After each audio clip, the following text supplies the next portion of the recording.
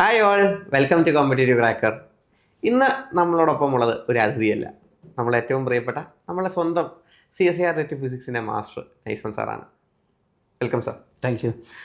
പക്ഷേ ഇന്ന് നമ്മൾ സംസാരിക്കാനായിട്ട് പോകുന്നത് നെറ്റ് എഴുതുന്നവർക്കോ അല്ലെങ്കിൽ എന്താണ് ഭാവിയിലെ നെറ്റെന്നോ അല്ലെങ്കിൽ എന്താണ് അടുത്ത് വരാൻ പോകുന്ന നെറ്റിലെ വ്യത്യാസങ്ങളോ അങ്ങനെയുള്ള കാര്യങ്ങളൊന്നുമല്ല. നമ്മളിന്ന് കുറച്ച് പേഴ്സണൽ ആവാൻ പോവുക.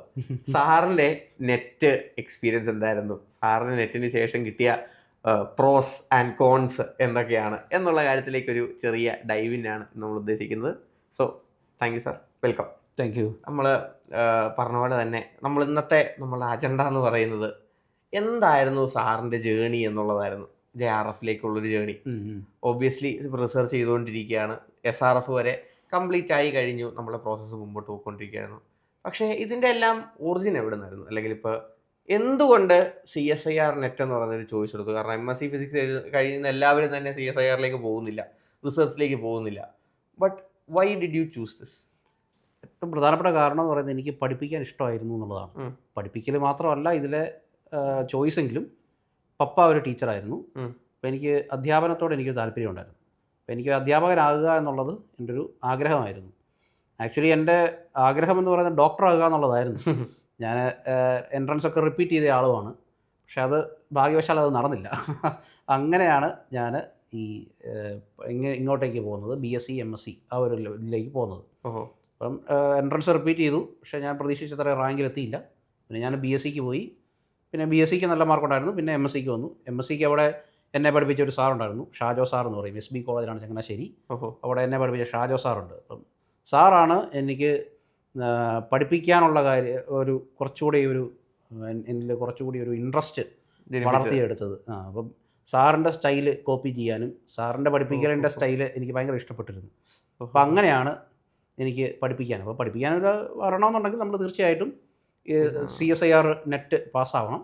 അപ്പം അങ്ങനെയാണ് എനിക്ക് ഇതിൽ എഴുതണമെന്നും അങ്ങനെ പോയേക്കാം എന്നൊരു ആഗ്രഹം. അപ്പോൾ MScക്ക് ജോയിൻ ചെയ്യുമ്പോൾ CSIR എന്നൊരു എയിമൊന്നുമില്ല? അങ്ങനെ ഒരു എയിമൊന്നുമില്ല. കാരണം അന്ന് ഇന്നത്തെ കാലത്തെ പോലെ അത്രയും നമുക്ക് ഇൻഫർമേഷൻ ബേസ്റ്റ് ഒന്നും ഇല്ലല്ലോ. അപ്പോൾ നമുക്ക് PG പഠിക്കുക, PG പഠിച്ചു അറിയത്തില്ല, എല്ലാവർക്കും അങ്ങനെ അറിയത്തില്ല, അതിനെപ്പറ്റി അറിയത്തില്ല. അപ്പം നെറ്റ് പാസ്സാവണമെന്നറിയാം, പക്ഷേ എന്നാൽ പോലും നമുക്ക് അങ്ങനെ ഒരു ആഗ്രഹങ്ങൾ നമ്മുടെ മനസ്സിൽ ജനിപ്പിക്കാൻ പറ്റുന്ന ആൾക്കാർ അങ്ങനെ ഇല്ലായിരുന്നു. അപ്പോൾ ആദ്യമായിട്ട് അറ്റംപ്റ്റ് ചെയ്യുന്നത് PG പഠിച്ചുകൊണ്ടിരുന്നപ്പോഴാണ് ഞാൻ ആദ്യമായിട്ട് അറ്റംപ്റ്റ് ചെയ്തത്. അന്നത്തെ എക്സ്പീരിയൻസ് എങ്ങനെ ഉണ്ടായിരുന്നു? അങ്ങനെ അന്നത്തെ എക്സ്പീരിയൻസ് എന്ന് പറഞ്ഞാൽ നമ്മൾ വെറുതെ എഴുതുക എന്നുള്ളതായിരുന്നു. കാരണം ക്വസ്റ്റ്യൻ വായിക്കുമ്പോൾ പോലെ എന്താണെന്ന് പോലും അറിയത്തില്ല. സത്യമായിട്ടും ഇന്നത്തെ കാലത്തെ പോലെ ഓൺലൈൻ ആയിട്ടുള്ള പരിപാടികളൊക്കെ ഉണ്ടായിരുന്നില്ല, കോച്ചിങ്ങോ അങ്ങനത്തെ പരിപാടികൾ ഉറപ്പായിട്ടും ഞാൻ ഓൺലൈൻ കോച്ചിങ്ങിന് ചേർന്നിട്ട് ഞാൻ എഴുതിയാൽ. കാരണം നമുക്ക് ടൈം സേവ് ചെയ്യാമല്ലോ. കാരണം ഞാനിപ്പം PG കഴിഞ്ഞിട്ട് ഒരു വർഷം ഞാൻ വേസ്റ്റ് ചെയ്തെന്നല്ല കേട്ടോ, കോച്ചിങ്ങിന് പോയിട്ടാണ് ഞാൻ പിന്നെ പാസ്സാകുന്നത്. പക്ഷെ അപ്പോൾ ആദ്യമേ തന്നെ ഓൺലൈൻ കോച്ചിങ് ഉണ്ടായിരുന്നുവെങ്കിൽ അന്ന് ഓൺലൈൻ കോച്ചിങ് പഠിച്ചുകൊണ്ടിരിക്കുമ്പോൾ തന്നെ ക്രാക്ക് ചെയ്യാൻ പറ്റുമായിരുന്നല്ലേ. ഓഫ്ലൈൻ പരിപാടിക്ക് നടക്കത്തില്ലല്ലോ. ഓഫ്ലൈൻ എന്ന് പറയുമ്പോൾ സാറ്റർഡേ സൺഡേയാണ്, ആകെ ഒരു സാറ്റർഡേ സൺഡേ കിട്ടുള്ളൂ. അപ്പോൾ ആ സാറ്റർഡേ സൺഡേ വേസ്റ്റ് ആക്കാൻ നമ്മൾ ആരും ആഗ്രഹിക്കുന്നില്ല. അപ്പോൾ ഓൺലൈൻ ആയിട്ടുള്ളൊരു കോച്ചിങ് അന്നുണ്ടായിരുന്നെങ്കിൽ. അല്ല, ഇപ്പോൾ സാറ്റർഡേ സൺഡേ മാത്രം പഠിച്ചാൽ ഇത് കിട്ടുമോ? സാറ്റർഡേ സൺഡേ മാത്രമായിട്ട് പഠിച്ചാൽ കിട്ടത്തില്ല എന്നുള്ളതാണ്. കാരണം അങ്ങനെയാണെങ്കിൽ സാറ്റർഡേ സൺഡേ പോകുന്ന എല്ലാവർക്കും കിട്ടേണ്ടതല്ലേ. അപ്പം അങ്ങനെ ഒരു കാര്യം നടക്കത്തില്ല. കാരണം ആഴ്ച 2 ദിവസം പഠിക്കുകയും ബാക്കി 5 ദിവസം മറ്റേ യൂണിവേഴ്സിറ്റി എക്സാമിന് വേണ്ടി പഠിക്കുകയും ചെയ്യുന്നതെന്ന് പറയുന്ന ആ ഒരു രീതി, രണ്ടും അപ്രോച്ചും രണ്ടല്ലേ, അത് ശരിയാവില്ല. അതാണ് കാര്യം. അപ്പോൾ സാറിപ്പം PG ഫസ്റ്റ് അറ്റംപ്റ്റ് ചെയ്തു, PG പഠിച്ചുകൊണ്ടിരിക്കുമ്പോൾ അറ്റംപ്റ്റ് ചെയ്തു. പിന്നെ PG കഴിഞ്ഞിട്ട് ഒരു അറ്റംപ്റ്റ് കൊടുത്തു, അന്ന് നേരെ JRF ക്രാക്ക് ചെയ്തു. അങ്ങനെയാണ്. ഈ 2 അറ്റംപ്റ്റുകളിലും സാർ എന്ത് വ്യത്യാസം വരുത്തിയത്? അതായത് ഞാൻ പഠിച്ചിട്ടാണ് പിന്നെ അറ്റംപ്റ്റ് ചെയ്തത്. പഠിച്ചിട്ടെന്ന് പറഞ്ഞാൽ ഇപ്പം ആൽഫിന് അറിയാമല്ലോ. അതായത് ഇപ്പം നമ്മൾ ഒരു യൂണിവേഴ്സിറ്റി ലെവൽ എക്സാമിന് വേണ്ടി പഠിക്കുന്നതും ഈ പറഞ്ഞ കോമ്പറ്റേറ്റീവ് എക്സാമിന് വേണ്ടി പഠിക്കുന്നതും 2 രീതിയാണ്. യൂണിവേഴ്സിറ്റി എക്സാം നമ്മളൊരു ഡെറിവേഷൻ പഠിക്കുന്നു, അല്ലെങ്കിൽ കുറച്ച് പ്രോബ്ലംസ് പഠിക്കുന്നു. അതിൽ കൂടിപ്പോയാൽ 4 പ്രോബ്ലം ആയിരിക്കും നമുക്ക് പരീക്ഷയ്ക്ക് വരുന്നത്, ആ ഒരു രീതി. പക്ഷേ ആ ഒരു അപ്രോച്ച് CSIR-ന് പറ്റത്തില്ല. നമ്മളതിന് കൂടുതൽ ഫോക്കസ്ഡ് ആയിട്ടൊരു പ്ലാൻ വേണം. നമ്മൾ വെറുതെ ടെക്സ്റ്റ് ബുക്കുകൾ ഇരുന്ന് വായിച്ചുകൊണ്ടിരുന്നാലൊന്നും നമുക്കിത് പാസ്സാകുന്ന കാര്യമൊന്നുമില്ല. PGക്ക് നമുക്ക് വലിയ ആയിരക്കണക്കിന് പേജുകളുള്ള ടെക്സ്റ്റ് ബുക്കുകളൊക്കെ ഉണ്ട്. പക്ഷേ ആ ബുക്കുകളൊന്നും പഠിച്ചിട്ട് നമുക്ക് CSIR എക്സാം പാസ്സാകുക എന്നുള്ളത് നടക്കുന്ന കാര്യമല്ല. അപ്പോൾ നമ്മൾ ചെയ്യുന്നത്, നമ്മൾ ഫോക്കസ്ഡ് ആയിട്ട് ഒരു എക്സ്പേർട്ടായിട്ടുള്ള ട്രെയിനറുടെ കീഴിൽ നമ്മൾ പഠിക്കുകയാണെങ്കിൽ അത്രയും നമുക്ക് കാര്യം വളരെ ഈസിയാണ് കാര്യങ്ങൾ. പിന്നെ കാരണം അവരത് നമുക്ക് വളരെ അതെ എന്നത് ഈ ഒരു പ്രോഡക്റ്റാണ് നമ്മുടെ കയ്യിലോട്ട് കിട്ടുന്നത്. ഓഹോ ഒരു റിഫൈൻഡ് ആയിട്ടുള്ള പ്രോഡക്റ്റാണ് നമ്മുടെ കയ്യിൽ കിട്ടുന്നത്. പിന്നെ നമ്മൾ ആ പ്രോഡക്റ്റിനെ വെച്ച് പഠിച്ചാൽ മതി.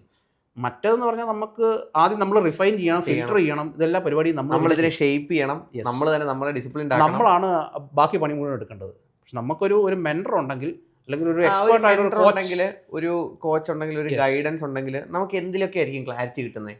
നമുക്ക് ഫോക്കസ്, ഒന്നാമത്തെ കാര്യം ഫോക്കസ്, രണ്ടാമത് പ്രോബ്ലം സോൾവിങ് സ്കില്ല്. നമുക്ക് കുറേ സ്കില്ലുകൾ നമുക്ക് ലാക്കിങ്ങാണ്. സാധാരണ ഒരു PG പഠിക്കുന്ന ഒരാളെ സംബന്ധിച്ച് സ്കില്ലുകൾ കുറേ ഇല്ല.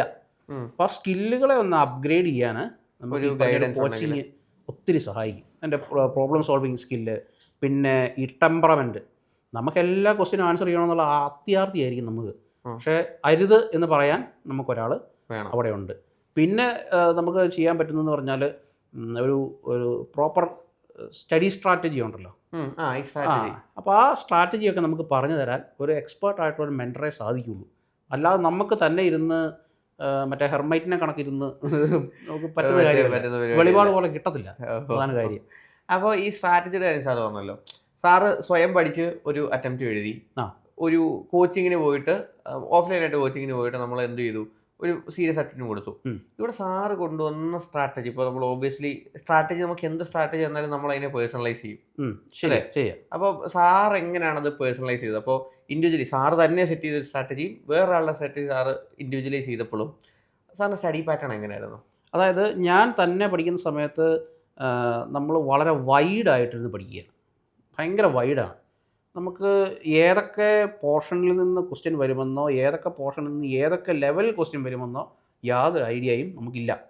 പക്ഷേ ഇങ്ങനെ ഒരു മെൻറ്ററുടെ കീഴിൽ നമ്മൾ പഠിക്കുമ്പോൾ, കോച്ചിൻ്റെ കീഴിൽ പഠിക്കുമ്പോഴത്തെ ഒരു ഗുണമെന്ന് പറയുന്നത്, ഇപ്പം ഏതൊക്കെ പോർഷൻസിനാണ് നമ്മൾ കൂടുതൽ എംഫസിസ് കൊടുക്കേണ്ടതെന്ന് അവർക്കറിയാം. കാരണം അവർക്ക് ഇത്ര എക്സ്പീരിയൻസ് ഉണ്ട്. അപ്പോൾ അങ്ങനെ വരുമ്പോൾ നമ്മൾ പിന്നെ ചെയ്യേണ്ടത്, അവരെ എല്ലാവരും ജനറലൈസ് ചെയ്തിട്ടുള്ള സ്ട്രാറ്റജി ആയിരിക്കും പറയുക. നമ്മൾ പിന്നെ നമ്മുടെ വീക്ക് ഏരിയ കണ്ടുപിടിക്കുക അതിനകത്ത്. ഇപ്പം എന്നെ സംബന്ധിച്ചാണ്, എനിക്ക് ഇലക്ട്രോണിക്സ് വീക്കാണ്. അപ്പം ഒന്നുകിൽ ഞാൻ ഇലക്ട്രോണിക്സ് കൂടുതൽ നന്നായിട്ട് പഠിക്കാൻ കൂടുതൽ സമയം ഇൻവെസ്റ്റ് ചെയ്യുക, അല്ലെങ്കിൽ ഞാൻ ആ ഇലക്ട്രോണിക്സ് എന്ന് പറയുന്നത് സ്കിപ്പ് ചെയ്യുക. ഞാൻ സ്കിപ്പ് ചെയ്താലത്തെ റിസ്ക് ബാക്കിയുള്ള പേപ്പറുകൾ ആ വെയിറ്റും കൂടി കൂടും. നമ്മൾ ആ ബാക്കിയുള്ള പേപ്പറുകളിൽ സ്കിപ്പ് ചെയ്യാൻ പിന്നെ ഒരു പോർഷൻ നമുക്ക് കാണില്ല.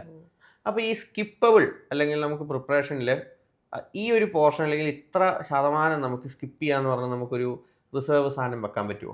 ഞാനത് ഒരിക്കലും റെക്കമെൻഡ് ചെയ്യുക. കാരണം നമ്മളിപ്പോൾ ഒരു കാര്യം സ്കിപ്പ് ചെയ്യാൻ പറഞ്ഞു കഴിഞ്ഞാൽ ചിലപ്പം അടുത്ത ദിവസം നമ്മളെ വിളിച്ചിട്ട് നമ്മളത് സ്കിപ്പ് ചെയ്യാൻ പറഞ്ഞത് കൊണ്ട് സ്കിപ്പ് ചെയ്തു എന്ന് പറഞ്ഞ് ആൾക്കാർ പരാതി പറയാൻ സാധ്യതയുണ്ട്.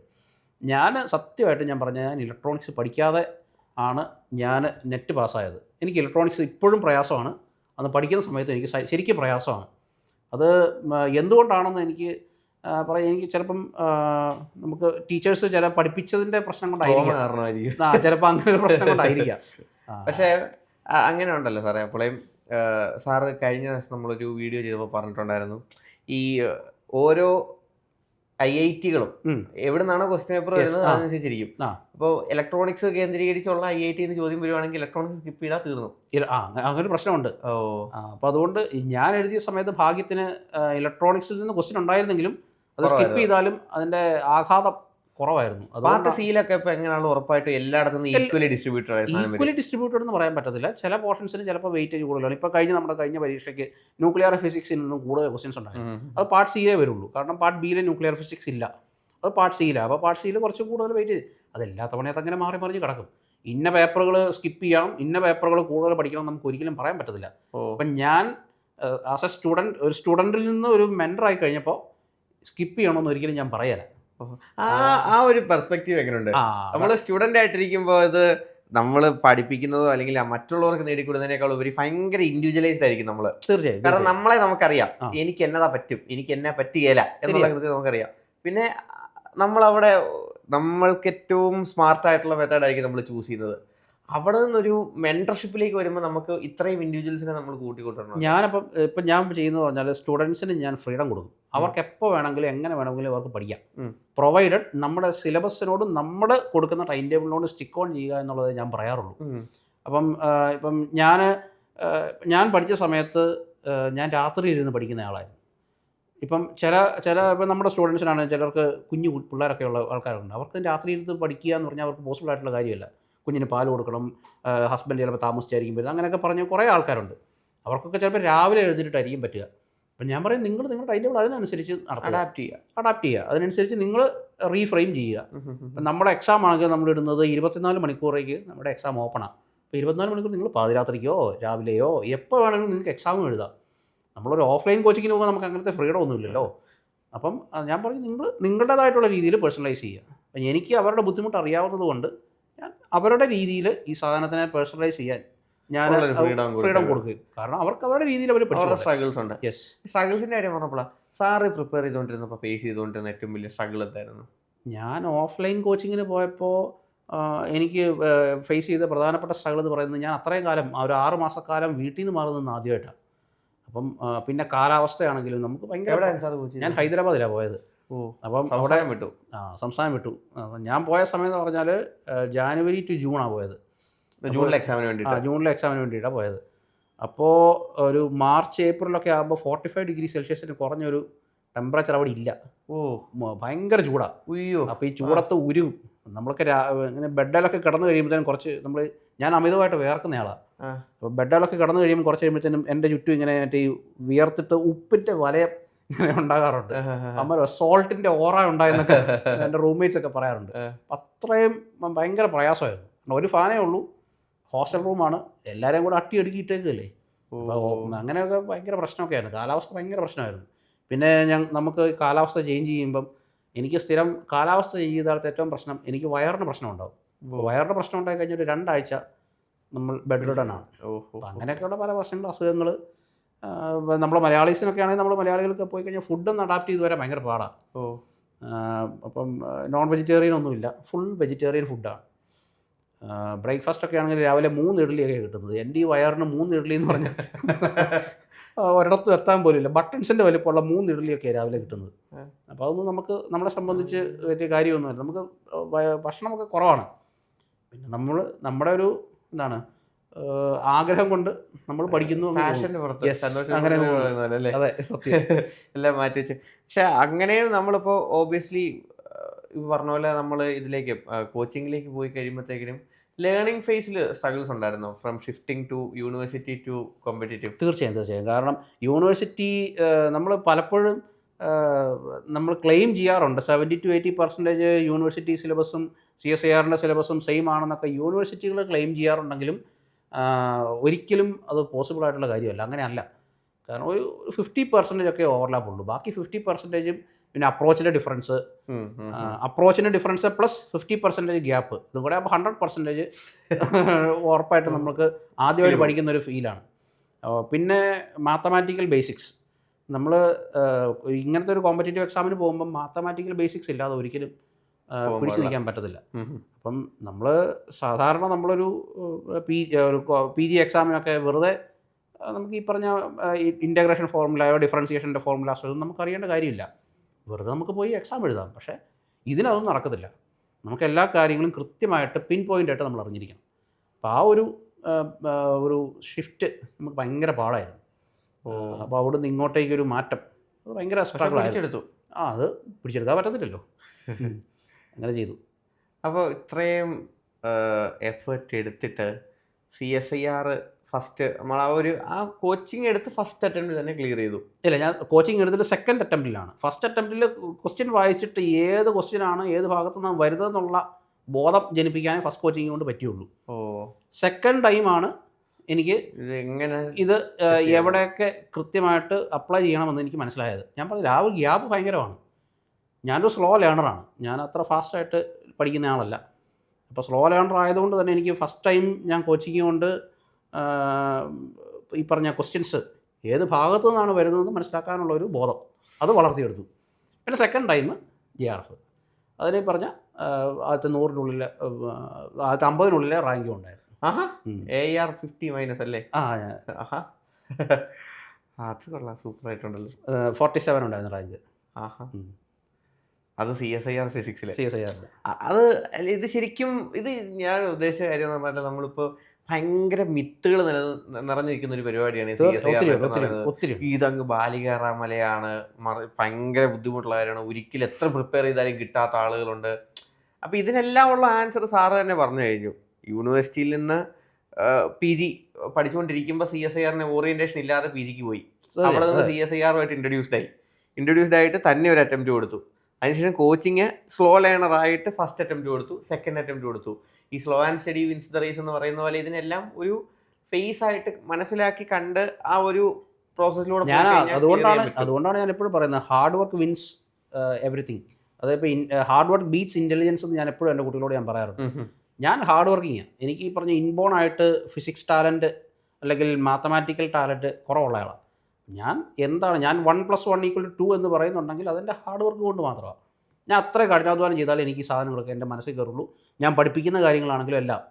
ഞാനിപ്പോൾ 2 മണിക്കൂർ പഠിപ്പിക്കുന്നുണ്ടെങ്കിൽ ഇപ്പോൾ 2 മണിക്കൂർ ഞാൻ ലൈവ് ക്ലാസ് എടുക്കുന്നുണ്ട് എന്നും. ഇപ്പോൾ 2 മണിക്കൂർ ഞാൻ ലൈവ് എടുക്കുന്നുണ്ടെങ്കിൽ 4 മണിക്കൂർ ഞാൻ പഠിച്ചിട്ടാണ് 2 മണിക്കൂർ ക്ലാസ് എടുക്കുന്നത്. അപ്പോൾ എനിക്ക് അത്രയും എഫർട്ട് ഞാൻ ഇട്ടിട്ടാണ് ഞാൻ പഠിപ്പിക്കുന്നത്. യെസ്. അപ്പം എപ്പോഴും ഹാർഡ് വർക്ക് ചെയ്താൽ മാത്രമേ നമുക്ക് എത്ര ബുദ്ധിമാനാണ്. ഇപ്പോൾ എൻ്റെ കൂടെ തന്നെയാണെങ്കിൽ എനിക്കറിയാവുന്ന ഇപ്പോഴും ഞാൻ സ്ഥിരം ഞങ്ങൾ കോണ്ടാക്റ്റിലുള്ള പുറത്തുള്ള സ്റ്റേറ്റുകളിലുള്ള അതിബുദ്ധിമാന്മാരായിട്ടുള്ള ആൾക്കാരുണ്ട്. അവർക്ക് JRF കിട്ടിയില്ല. എനിക്ക് കിട്ടി. അപ്പോൾ അവർ എന്നെ ഹെൽപ്പ് ചെയ്തിട്ടുണ്ട് പഠിക്കുന്ന സമയത്ത് എന്നെ ഹെൽപ്പ് ചെയ്തിട്ടുണ്ട്.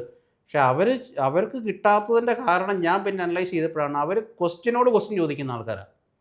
ഇപ്പം ഫോർ എക്സാമ്പിൾ ഇപ്പം നമ്മൾ ഞാൻ സ്ഥിരം പറയുന്ന എക്സാമ്പിളാണ്. ഒരാൾ 50 കിലോ ഭാരം തലയെ ചുമന്ന് ഒരാൾ നടക്കുന്നു. അയാൾ ചെയ്യുന്ന വർക്ക് എത്ര എന്ന് ഞാനിപ്പോൾ പറഞ്ഞ ഒരാളോട് ചോദിക്കുകയാണെങ്കിൽ അവൻ പറയുന്നത് എന്തിനാണ് അയാൾ 50 കിലോ ഭാരം ചുമക്കുന്നത്?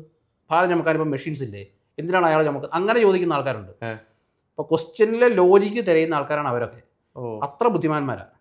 അപ്പം അങ്ങനെ അതിബുദ്ധിമാന്മാർക്ക് പറഞ്ഞിട്ടുള്ള കാര്യമല്ല CSIR physics. CSIR physics is not for intelligent and extraordinary people. അത് ഹാർഡ് വർക്കിംഗ് പീപ്പിളിനുള്ളതാണ് ഈ സാധനം. നമ്മൾ ബ്ലൈൻഡ് ആയിട്ട് ഹാർഡ് വർക്ക് ചെയ്തത്. അത് അടുത്തൊരു മിത്തായിരുന്നു അല്ലേ, CSIR ബുദ്ധിജീവികൾക്കുള്ളതാണ്. അങ്ങനെയൊന്നുമില്ല. അങ്ങനെയാണ് എനിക്ക് കിട്ടത്തില്ല ഉറപ്പായിട്ടും. ഹാർഡ് വർക്ക് ചെയ്യുന്ന ആൾക്കാർക്ക് പറഞ്ഞിട്ടുള്ള സാധനം ഇത്. ഹാർഡ് വർക്ക് ചെയ്തോ ഉറപ്പായിട്ടും കിട്ടിയിരിക്കും. അതിനകത്ത് സംശയം വേണ്ട. സാറിന് പറഞ്ഞപ്പോൾ സാറിന് ഒരുപാട് സ്ട്രഗിൾസിനെ പറ്റി പറഞ്ഞു. അപ്പോൾ ഓബ്വിയസ്ലി ഇപ്പോൾ എല്ലാവരും കൺസിഡർ ചെയ്യുന്ന വലിയൊരു ഫാക്ടർ തന്നെയാണ് സൈക്കോളജിക്കൽ ഫാക്ടറുകൾ. ഒരു കാലഘട്ടം വരെ ആരും ഇതിനെപ്പറ്റി ഒന്നും സംസാരിക്കുക പോലും ഇല്ലായിരുന്നു. പക്ഷേ അത് വാലിഡ് ആയിട്ടുള്ളൊരു പോയിൻ്റാണ്. അപ്പോൾ നമ്മൾ പ്രിപ്പറേഷൻ ടൈമിൽ നമ്മൾ സൈക്കോളജിക്കലി അല്ലെങ്കിൽ നമ്മൾ മെൻ്റലി ഡൗൺ ആകുമ്പോൾ what was your escape point? ഇതിന് തിരിച്ചെത്താൻ വേണ്ടിയിട്ട്, ഹാർഡ് വർക്കിലേക്ക് എത്താൻ വേണ്ടിയിട്ട്, ആ ഹാർഡ് വർക്കറായിട്ട് തുടരാൻ വേണ്ടി സാർ എന്ത് ചെയ്തുകൊണ്ടിരുന്നത്? ഇപ്പം നമുക്ക് തീർച്ചയായും പഠിക്കുന്ന സമയത്ത് ഈ സാധനം ഇട്ടിട്ട് പോകാൻ നമുക്ക് തോന്നും. നിങ്ങൾ പഠിക്കാൻ തുടങ്ങും, നമ്മൾ ഇതിനു വേണ്ടി പഠിക്കാൻ തുടങ്ങി ഒറ്റ ആഴ്ചയ്ക്കുള്ളിൽ ഒരൊറ്റ എക്സാം എഴുതിയാൽ മതി. ഒറ്റ എക്സാം കൊണ്ട്, ഫൈനൽ എക്സാം അല്ല, നമ്മുടെ ഒരു റിവിഷൻ എക്സാം എഴുതാം. അതുകൊണ്ട് നമുക്ക് പരിപാടി നിർത്തി പോകാൻ തോന്നും. പക്ഷേ നമുക്ക് CSIR ക്രാക്ക് ചെയ്തിട്ട് വേറെ പരിപാടികളുണ്ടല്ലോ. അതുകൊണ്ടാണ് നമ്മൾ ഇതിലോട്ട് പിടിച്ചു നിൽക്കുന്നത്. ഇപ്പം ഞാനും എൻ്റെ വൈഫും ഞാൻ CSIR കോച്ചിങ്ങിന് പോകുന്ന സമയത്ത് ഞങ്ങൾ പ്രണയത്തിലാണ്. അപ്പം ഇതിന് JRF കിട്ടിയിട്ട് വേണം ഞങ്ങൾക്ക് ഞങ്ങളുടെ പ്രണയ സാഫല്യത്തിലോട്ട് എത്താൻ. അപ്പോൾ അങ്ങനെ ഞങ്ങൾ രണ്ടുപേരും മത്സരിച്ച് പഠിക്കും. വൈഫ് ഇംഗ്ലീഷാണ്, ഞാൻ ഫിസിക്സാണ്. അപ്പം വൈഫും ഇതുപോലെ തന്നെ കോച്ചിങ്ങിന് പോയിരുന്നു. പുള്ളിക്കാരി അവിടെ ഇരുന്ന് പഠിക്കുന്നു. അപ്പം ഞങ്ങൾ രണ്ടുപേരും 2 സമയത്തായിരിക്കും ഡൗൺ ആകുന്നത്. അപ്പം ഞങ്ങൾ അങ്ങോട്ടും ഇങ്ങോട്ടും സപ്പോർട്ടായിരുന്നു. ഞാൻ ഡൗൺ ആകുന്ന സമയത്ത് അവൾ എന്നെ സഹായിക്കും, അവൾ ഡൗൺ ആകുന്ന സമയത്ത് ഞാൻ അവളെ സഹായിക്കും. അങ്ങനെ താങ്കും തണലുമായിട്ട് നിന്നാണ് ഞങ്ങൾ പാസ്സായത് രണ്ടുപേരും കൂടെ. യെസ്, ഞങ്ങൾ രണ്ടുപേർക്കും JRF കിട്ടി. എനിക്ക് നവംബറിലും കിട്ടി, പുള്ളിക്കാരിക്ക് ഡിസംബറിലും കിട്ടി. പുള്ളിക്കാരി UGC, ഞാൻ CSIR. അങ്ങനെ നമുക്കൊരു ദിവസം ടീച്ചറെ കൂടെ ഇൻവൈറ്റ് ചെയ്യാം. തീർച്ചയായും. എനിക്ക് ഗൈഡൻസ് ചോദിക്കാം. ഞാൻ കൊച്ചിനെ കൂടെ കൊണ്ടുവരാം അടുത്ത JRF. അപ്പോൾ നമ്മളിപ്പോൾ UGC നെറ്റ് കിട്ടിയതിന് ശേഷം, CSIR നെറ്റ് കിട്ടിയതിന് ശേഷം സാറിൻ്റെ ലൈഫ് എങ്ങനെയാണ് മാറിയത്? CSIR നെറ്റ് കിട്ടിയതിന് ശേഷം എനിക്ക് നവംബറിൽ CSIR കിട്ടി. എനിക്ക് തിയററ്റിക്കൽ ഫിസിക്സിൽ കേരളത്തിൽ തന്നെ റിസർച്ച് ചെയ്യണമെന്നായിരുന്നു എൻ്റെ ആഗ്രഹം. കാരണം എനിക്ക് നാട് വിട്ടു പോകാൻ എനിക്ക് വലിയ താല്പര്യമുള്ള ആളല്ല. കാരണം എല്ലാവരും നാട് വിട്ടു പോകുമ്പോൾ ഒരു വ്യത്യസ്തതയ്ക്ക് നാട്ടിൽ തന്നെ തുടരാം എന്ന് കരുതുന്നു. അപ്പം ഞാൻ കാലിക്കട്ട് യൂണിവേഴ്സിറ്റിയിൽ ഗൈഡിനെ കണ്ടുപിടിച്ചു. ജനുവരി ആയപ്പോഴത്തേനും ഞാൻ പോയി ജോയിൻ ചെയ്തു. നവംബറിൽ കിട്ടി, ജനുവരിയിൽ ജോയിൻ ചെയ്തു. ഏപ്രിലായപ്പോൾ രജിസ്ട്രേഷനായി. അങ്ങനെ പിന്നെ ലൈഫ് മാറുക എന്ന് പറഞ്ഞാൽ പിന്നെ തീർച്ചയായും മാസാമാസം നമുക്ക് ഒരു 50,000 രൂപയോളം നമുക്ക് കൈ കിട്ടുന്ന സംഭവമല്ലേ പഠിക്കുന്നതിന്. 50,000 രൂപ. കാരണം അതുവരെ ഞാൻ അസാപ്പിൻ്റെ ട്രെയിനറായിരുന്നു. അപ്പോൾ അതുവരെ മാസം 15,000 അല്ല രൂപ. ഇത് ശരിയാണല്ലോ, അത് ഞാൻ ഇതുവരെ ചോദിച്ചിട്ടില്ല, ഞാൻ നേരിട്ടും ചോദിച്ചിട്ടില്ല. CSIR മുമ്പ് സാറിന്റെ ലൈഫ് എങ്ങനെയായിരുന്നു? CSIR മുമ്പ് ഞാൻ PG പഠിച്ചുകൊണ്ട സമയത്ത് അസാപ്പിന്റെ ട്രെയിനറായിരുന്നു. കേരള ഗവൺമെന്റിന്റെ അസാപ്പിന്റെ ട്രെയിനറായിരുന്നു. അഡീഷണൽ സ്കിൽ അക്വിസിഷൻ പ്രോഗ്രാം ഞാൻ ഏന്തയാർ JJ മർഫി സ്കൂളിൽ പഠിപ്പിച്ചുകൊണ്ടിരിക്കുക. അപ്പം പറഞ്ഞ ശനി ഞായറും ഒക്കെ ഞാൻ അവിടെ പോകും. മാസം 15,000 രൂപ. അവിടെ അസാപ്പിൽ ഇംഗ്ലീഷ് ലാംഗ്വേജ് കമ്മ്യൂണിക്കേഷൻ സ്കിൽസ്, പിന്നെ IT സ്കിൽസ്, അങ്ങനത്തെ കുട്ടികൾ. അങ്ങനെ റാൻഡം സാധനം നമ്മൾ പഠിച്ച സാധനമായിട്ട് ബന്ധമില്ല. പക്ഷെ എന്നാലും ഞാൻ അസാപ്പിന്റെ ക്യാമ്പുകളൊക്കെ കൂടി അങ്ങനെ പോയതാ, സെലക്റ്റഡ് ആയതാ, എനിക്ക് ഇഷ്ടമായിരുന്നത്. അപ്പം അങ്ങനെ പോയി. അപ്പം മാസം 15,000 രൂപയാണ് മാസം മാക്സിമം കിട്ടിക്കൊണ്ടിരുന്നത്. വേറെ ചിലവൊന്നുമില്ല, എന്നാലും നമുക്ക് പോക്കറ്റ് മണി എത്രയും കിട്ടും. പക്ഷെ ആ 15,000 കിട്ടിക്കൊണ്ടിരുന്ന സ്ഥാനത്ത് നേരെ 50,000 ഒരു പണിയെടുക്കാതെ റിസർച്ച് ഉണ്ട്.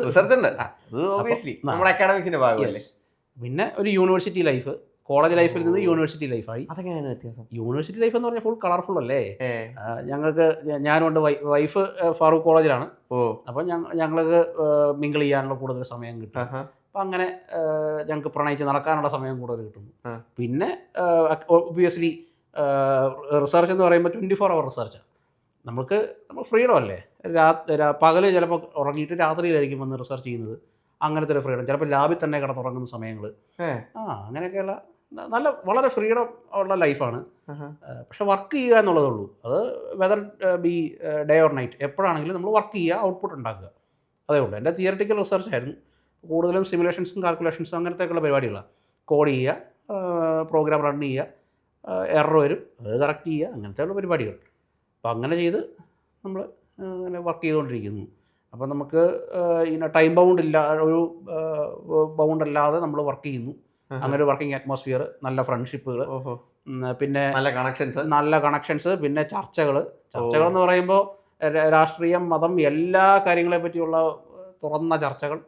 അതും നമുക്ക് ഒരു കോളേജ് ലൈഫിനേക്കാളും കൂടുതൽ ഇന്റലക്ച്വലി ഫിൽറ്റേഡ് ആയിട്ടുള്ള ആളുകളാണ് യൂണിവേഴ്സിറ്റിയിലേക്ക് എത്തുന്നത്. അപ്പോൾ അങ്ങനെ ഒരു ലൈഫ്. ഹോസ്റ്റലിലാണെങ്കിലും പിന്നെ ഹോസ്റ്റൽ കഴിഞ്ഞ് ഒരു 2020 ആയപ്പോൾ ഞങ്ങൾ കല്യാണം കഴിഞ്ഞ് പുറത്തൊരു വീടെടുത്ത് അങ്ങനെ താമസിക്കുകയായിരുന്നു. അവിടെ വീടെടുത്ത് താമസിക്കുക എന്ന് പറഞ്ഞാൽ ഞങ്ങളുടെ വീട് ഈ പറഞ്ഞ എല്ലാവരുടെയും ഒരു അഭയകേന്ദ്രമായിരുന്നു. എല്ലാവരും വരുന്നു, അവിടെ താമസിക്കുന്നു, ഒരുമിച്ച് കുക്ക് ചെയ്യുന്നു, ഒരുമിച്ചുള്ള കാര്യങ്ങളെല്ലാം ഒരു നല്ലൊരു ഞങ്ങളുടെ ഇപ്പോഴും ഞങ്ങൾ കഴിഞ്ഞ ദിവസം കൂടെ പറഞ്ഞതുള്ളൂ, ഞങ്ങളുടെ ജീവിതത്തിൽ ഏറ്റവും നല്ല, ഞങ്ങൾ രണ്ടുപേരും മാത്രമുള്ള ലൈഫിലെ ഏറ്റവും മനോഹരമായ കാലം എന്ന് പറയുന്നത് ഞങ്ങളുടെ യൂണിവേഴ്സിറ്റി റിസർച്ച് ലൈഫായിരുന്നു. ഇപ്പം ഞങ്ങൾ 3 പേരായി. വേറൊരു ലൈഫ്, വേറൊരു മനോഹരമായ, ഇപ്പം കൊച്ചുള്ളതുകൊണ്ട് അവൻ്റെ കൂടെയുള്ള ലൈഫുകൾ അങ്ങനെയാണ് ലൈഫ് മാറുന്നത്. ലൈഫ് ഡിഫൈനിങ് മൊമെന്റ് ആയിരുന്നു CSIR. അത് കഴിഞ്ഞു. പിന്നെ CSIR കഴിഞ്ഞു. പിന്നെ റിസർച്ചിൻ്റെ ലാസ്റ്റ് ആയപ്പോഴത്തേക്ക് എനിക്ക് ജോലി കിട്ടി. അപ്പം അങ്ങനെ ജോലി കിട്ടി. അപ്പം ആ ലൈഫ് അങ്ങനെ മാറി. ടീച്ചർ ഇപ്പോൾ ഇവിടെ തന്നെ ഇപ്പം ഞങ്ങൾ രണ്ടുപേരും ഒരു കോളേജിലാണ്, കുട്ടിക്കാനം മരിയൻ കോളേജിലാണ്. അപ്പോൾ അങ്ങനെ വന്നപ്പോഴത്തേനും ഞങ്ങളുടെ ലൈഫ് പിന്നെ അങ്ങനെ മാറി. പിന്നെ ഇപ്പോൾ കോഴിക്കോട് നിന്ന് ഇപ്പം വീട്ടിൽ വരുന്നു, രാവിലെ ഒരുമിച്ച് പോകുന്നു, ഒരുമിച്ച് വരുന്നു, ഒരു കോളേജ്. റിസർച്ച് ഇപ്പോഴും ഡിസ്റ്റൻസിൽ തന്നെ കണ്ടിന്യൂ ചെയ്യുന്നു. റിസർച്ച് ഇപ്പം ഞാൻ പാർട്ട് ടൈമായിട്ട് കണ്ടിന്യൂ ചെയ്യുന്നു. വൈഫിൻ്റെ റിസർച്ച് ഇപ്പോൾ തീരാറായി. എൻ്റേത് ഇപ്പം ഞാനിപ്പോൾ ജോലിയൊക്കെ ഉള്ളതുകൊണ്ട് ഒന്ന് ബ്ലോക്ക് ചെയ്ത് വെച്ചേക്കാണ്. ബ്ലോക്ക് ചെയ്തതല്ല, വർക്ക് ഒന്ന് ഇൻ്റഗ്രേറ്റഡ് MSc ആണ്. വിട്ടു പോകില്ല എൻ്റെ വായിന്ന്. ഓക്കെ. അപ്പോൾ അതിൻ്റെതായ ബുദ്ധിമുട്ടുകളും തിരക്കുകളും കാരണം, ബുദ്ധിമുട്ടുകളല്ല, അതിൻ്റെതായ തിരക്കുകളുള്ളതുകൊണ്ട് ബുദ്ധിമുട്ടില്ല. ഒരു ബുദ്ധിമുട്ടില്ല. പഠിപ്പിക്കുക എന്നുള്ളതാണ് എൻ്റെ പാഷൻ. Hard work. യെസ്, പഠിപ്പിക്കുക എന്നുള്ളതാണ് എൻ്റെ പാഷൻ. അതുകൊണ്ട് അത് ബുദ്ധിമുട്ടായിട്ടില്ല. അവർ തിരക്കുള്ളത് കൊണ്ട് ഇവിടെ കുറച്ച്, പക്ഷേ എന്നാലും വൈഫ് ഒന്ന് ഫ്രീ ആയി കഴിയുമ്പോൾ ഞാൻ അതിലോട്ട് പോകും. ഇപ്പോൾ കൊച്ചിൻ്റെ എല്ലാവരുടെയും കാര്യം ഒരുമിച്ച് നോക്കാൻ ഒരു പ്രയാസമുള്ളതുകൊണ്ട്, വൈഫിന് എല്ലാവരുടെയും കൂടെ നോക്കാൻ പ്രയാസമുള്ളത് കൊണ്ടാണ് അപ്പോൾ റിസർച്ച് ഞാൻ തണുപ്പിച്ച് വെച്ചേക്കുന്നത്. പക്ഷേ അത് കഴിയുമ്പോൾ ഞാനിപ്പോൾ ഉടനെ സബ്മിറ്റ് ചെയ്യണം. യെസ്. അപ്പോൾ ഞാൻ അടുത്ത പോഡ്കാസ്റ്റിൽ നമുക്ക് ഡോക്ടർ നൈസ്മനോട് സംസാരിക്കാം. തീർച്ചയായും, അങ്ങനെ ഒരു ആഗ്രഹം നടക്കട്ടെ. ഞങ്ങൾക്ക് അത് തന്നെയാണ് ആഗ്രഹം. Thank you. വളരെ സന്തോഷം. കുറേ കാര്യങ്ങൾ നമുക്ക് അറിയാൻ പറ്റി, കുറേ കാര്യങ്ങൾ നമുക്ക് ഷെയർ ചെയ്യാൻ പറ്റി. അപ്പോൾ നമ്മൾ ഇതുപോലെ ഇതേ ഫേസിലൂടെ കടന്നു പോകാൻ ആഗ്രഹിക്കുന്ന കുറച്ച് ആളുകൾ നമ്മുടെ മുമ്പിലുണ്ട്.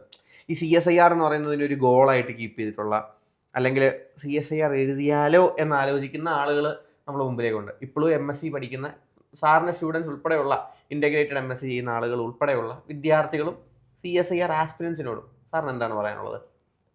ഒറ്റ കാര്യമുള്ളൂ. ഇപ്പം എല്ലാവരും വിചാരിക്കും നമ്മുടെ പ്യുവർ ഫിസിക്സിനൊന്നും സ്കോപ്പ് ഇല്ല എന്ന്. അങ്ങനെയൊന്നും അല്ല. ഇപ്പം നമ്മൾ ഒരു ട്രെൻഡ് എന്ന് പറയുന്നത്, ഇപ്പോഴത്തെ ട്രെൻഡ് എന്ന് പറയുന്നത് നമ്മൾ മൈഗ്രേറ്റ് ചെയ്ത് പോകുക എന്നുള്ളതാണ്. അപ്പോൾ ആ ട്രെൻഡ് ഒരു വർഷത്തിനുള്ളിലോ 2 വർഷത്തിനുള്ളിൽ അത് അങ്ങ് സാച്ചുറേറ്റഡ് ആകാൻ തീരും. കാരണം ഇപ്പം തന്നെ പകുതി രാജ്യങ്ങളൊന്നും PR കൊടുക്കുന്നൊന്നുമില്ല. അങ്ങനെയൊക്കെ കുറേ കാര്യങ്ങളൊക്കെ കുറേ ഫാക്ടേഴ്സ് വന്നിട്ട് അതങ്ങ് നിൽക്കും.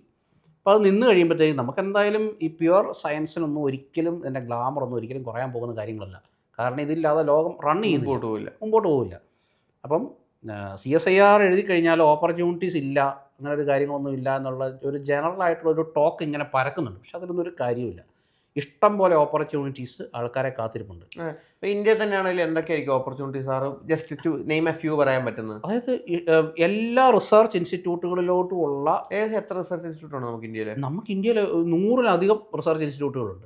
ഇപ്പം Ahmedabad PR physical research laboratory, പിന്നെ നമ്മുടെ ISR IISC എല്ലാ സ്ഥലത്തോട്ടുമുള്ള എൻട്രൻസ് പോയിന്റ് എന്ന് പറയുന്നത് നമ്മുടെ CSIR തന്നെയാണ്. എല്ലാ റിസർച്ച് ഇൻസ്റ്റിറ്റ്യൂട്ടുകളിലോട്ടുള്ള സയന്റിഫിക് ഓഫീസറുകൾ അങ്ങനത്തെ പോസ്റ്റുകളൊക്കെ വരും. റിസർച്ച് അസോസിയേറ്റ്, അപ്പം അങ്ങനത്തെ പോസ്റ്റുകൾ. ഇപ്പോൾ കഴിഞ്ഞ ദിവസമാണെങ്കിൽ എന്നെ കുസാറ്റിൽ നിന്ന് ഒരു റൈൻ കുമാർ സാറുണ്ട്. സാർ എനിക്ക് റിസർച്ച് അസോസിയേറ്റിൻ്റെ ഒരു അഡ്വർടൈസ്മെൻറ്റ് എനിക്ക് അയച്ചു തന്നു, ജോബ് ഓപ്പർച്യൂണിറ്റി എനിക്ക് അയച്ചു തന്നു. IUAC Inter university accelerator centre, അവിടെയും ഇതുപോലെ തന്നെയാണ്. CSIR പാസ്സായിട്ടുള്ളവർക്ക് വേണ്ടിയുള്ളതാണ്. അപ്പോൾ എന്നോട് പറഞ്ഞു share it with your friends. അപ്പോൾ ഞാനത് എൻ്റെ ഗ്രൂപ്പിലേക്ക് ഷെയർ ചെയ്തിട്ടുണ്ട്. അപ്പോൾ ഞാൻ കുട്ടികൾക്ക്, ബാക്കിയുള്ള എൻ്റെ കൊളീഗ്സിന് ഞാൻ ഷെയർ ചെയ്ത് കൊടുത്തു. അപ്പോൾ ഇങ്ങനെയുള്ള ഇഷ്ടംപോലെ ഓപ്പർച്യൂണിറ്റീസ് വരുന്നത് നമ്മളിത് അറിയുന്നില്ല എന്നേ ഉള്ളൂ. കാരണം ഇത് അറിയുന്നില്ല എന്നുള്ളതിൻ്റെ കാര്യം നമ്മൾ ഇതിനെപ്പറ്റി സംസാരിക്കുന്നില്ല, ആൾക്കാർ സംസാരിക്കുന്നില്ല. ആൾക്കാർ എന്താണ്, ചൂട് കൂടുതലാണോ, മഴ പെയ്യുന്നുണ്ടോ, കുടിവെള്ളം ഉണ്ടോ, ഇങ്ങനത്തെ കാര്യങ്ങളെപ്പറ്റി മാത്രം ആൾക്കാർ സംസാരിക്കുന്നത്. ഇങ്ങനത്തെ ഓപ്പർച്യൂണിറ്റീസിനെ പറ്റി ആൾക്കാർ തമ്മിൽ സംസാരിക്കുന്നില്ല. കാരണം ഇത് വളരെ സമൂഹത്തിലെ കുറച്ച് പേരെ മാത്രം ബാധിക്കുന്ന കാര്യമായതുകൊണ്ട് ആൾക്കാർ എപ്പോഴും ഡിസ്കസ് ചെയ്യുന്നില്ല. അതുകൊണ്ടുള്ള കാര്യം അറിയുന്നില്ല എന്നുള്ളത് കൊണ്ടാണ്. ഇഷ്ടംപോലെ ഓപ്പർച്യൂണിറ്റീസ് ഉണ്ട്. അതുകൊണ്ട് ഓപ്പർച്യൂണിറ്റി ഇല്ല എന്ന് കരുതി ഇതിലോട്ട് വരാതെ ഇരിക്കരുത്.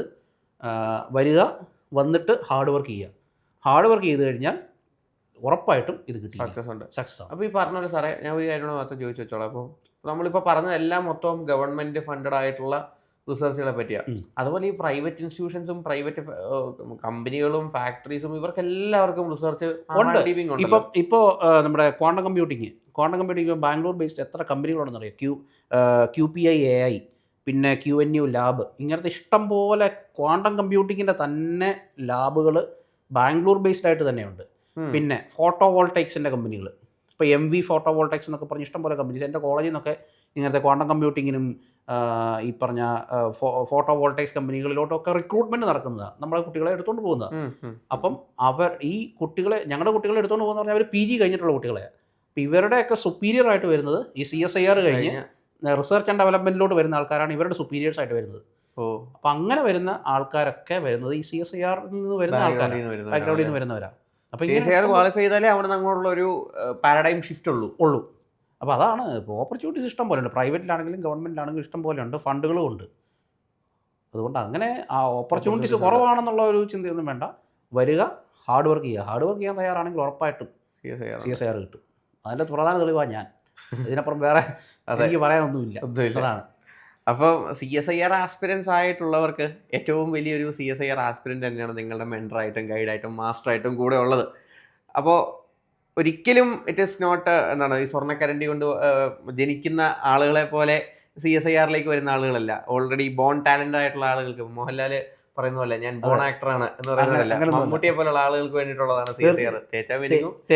തേക്കും തോറും മെരുകിക്കൊണ്ടേയിരിക്കും. അപ്പോൾ നമ്മൾ ഒരുപാട് സാറിനെ പറ്റി അറിഞ്ഞു, സാറിൻ്റെ ജേണിയെ പറ്റി അറിഞ്ഞു. പക്ഷേ നമ്മൾ വിചാരിക്കുന്ന പോലെയല്ല ആളുകൾ. നമ്മൾ നൈസ്മാൻ സാർ എന്ന് പറയുമ്പോൾ നമ്മൾ വിചാരിക്കുന്നത് എന്താണ്, ഓക്കെ ഫിസിക്സിൽ അഗ്രഗണ്യനായ വ്യക്തി റിസർച്ച് ചെയ്തുകൊണ്ടിരിക്കുന്നു, he has always been best at physics എന്നുള്ളതായിരുന്നു. പക്ഷേ സാറിൻ്റെ ജേണി നമുക്ക് മനസ്സിലായി അല്ലേ, how hard work beats intelligence എന്നുള്ള സാറിൻ്റെ മോട്ടോ അത് എത്രത്തോളം പ്രാക്ടിക്കലാണ് എന്നുള്ള കാര്യവും നമുക്ക് മനസ്സിലായി. ഒരുപാടധികം കുട്ടികൾ എന്ത് ചെയ്യുന്നുണ്ട്, എന്നെ കൊണ്ട് ഇത് പറ്റില്ല, എനിക്കതിനുള്ള കെൽപ്പില്ല, എനിക്ക് അതിനുള്ള കേപ്പബിലിറ്റി ഇല്ല എന്നോർത്ത് വലിയ ഡ്രീമുകളൊക്കെ മാറ്റി വെക്കുന്നുണ്ട്. നിങ്ങൾക്ക് എല്ലാവർക്കും ഒരു മോട്ടിവേഷൻ തന്നെയാണ് സാറിൻ്റെ ജീവിതം, ഇതുവരെയുള്ള ജീവിതം എന്ന് പറയുന്നത്. അപ്പോൾ thank you so much sir for joining us. Thank you very much. And of course if you want to follow your career, if you are very interested in CSIR, നിങ്ങളുടെ സ്വപ്നം സാക്ഷാത്കരിക്കാൻ വേണ്ടി നമ്മൾ കംപ്ലീറ്റ്ലി ഡു ഹാർഡ് വർക്ക്. നിങ്ങളുടെ hard വർക്കിന് വേണ്ട എല്ലാ smart സപ്പോർട്ടും തരാൻ വേണ്ടി നമ്മൾ കോമ്പറ്റേറ്റീവ് ക്രാക്കറും ഉണ്ട്. അതെ, ഫുൾ റെഡിയാണ്. അപ്പോൾ നമ്മളെ ജൂണിലേക്കുള്ള അഡ്മിഷൻസ് നമ്മൾ സ്റ്റാർട്ട് ചെയ്തിട്ടുണ്ട്. നിങ്ങൾക്ക് ഇപ്പോൾ ജോയിൻ ചെയ്യുന്ന 25 പേർക്ക് June as well as December attempt ഒറ്റ കോഴ്സ് ഫീസിൽ കംപ്ലീറ്റ് ചെയ്യാനായിട്ട് സാധിക്കും. എൻറോൾ ചെയ്യാൻ വേണ്ടിയിട്ട് ഒന്നും ചെയ്യേണ്ട, നമ്മളെ ബോർഡ് നമ്പറിലേക്ക് കോൺടാക്ട് ചെയ്യുക 8086881144. അപ്പോൾ അടുത്ത വീഡിയോയും കൂടുതൽ ഫൺ ഇൻഫോർമേറ്റീവ് വീഡിയോയുമായിട്ട് നമുക്കിനിയും കാണാം. ആദ്യമായിട്ടാണ് ഈ ചാനൽ കാണുന്നതെങ്കിൽ ഉറപ്പായിട്ടും ചാനൽ സബ്സ്ക്രൈബ് ചെയ്യുക, നോട്ടിഫിക്കേഷൻസ് എനേബിൾ ചെയ്ത് വെക്കുക, നിങ്ങളുടെ ആസ്പിരൻസ് സുഹൃത്തുക്കളിലേക്ക് ഈ വീഡിയോ ഷെയർ ചെയ്തെത്തിക്കുക. മറ്റ് കണ്ടന്റുമായിട്ട് എത്തുന്നവരെ it is me Alfi Abdul Salam signing off. Thank U.